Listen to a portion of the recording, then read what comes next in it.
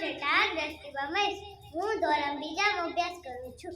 મારી શાળાનું નામ છે શ્રી પેસેન્ટર શાળા નંબર 3 સાયલા. આજે હું તમને એક વાર્તા કહેવા આવી છું.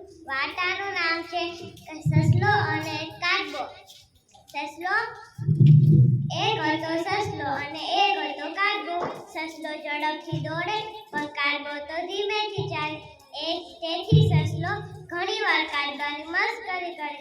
એક દિવસ કાચબાએ સસલા સાથે દોડવાની શરત લગાડી. દોડવાની શરત જીતવા માટે એક વિજય રેખા નક્કી થઈ.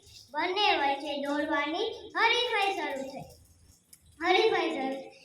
સસલો ઝડપથી દોડતો હતો એટલે તે થોડી જ વારમાં કાચબા કરતાં ઘણો આગળ નીકળી ગયો અને કાચબો ક્યાંય પાછળ રહી ગયો હતો. સસલો વિજય રેખાની નજીક પહોંચી ગયો હતો. ત્યાં તેને વિચાર્યું કે મારે હમણાં દોડ પૂરી કરવી નથી. લાવ આ ઝાડ નીચે થોડો આરામ કરી લઉં. કાચબો અહીં આવશે તો હું ઝડપથી દોડીને વિજય રેખા ઓળંગી જઈશ. તેમ વિચારીને તે ઝાડ નીચે બેઠો અને પછી તે જાગ્યો. તેણે જોયું કે કાચબો વિજય રેખાને ઓળંગી ગયો છે. કાચબો જીત્યો.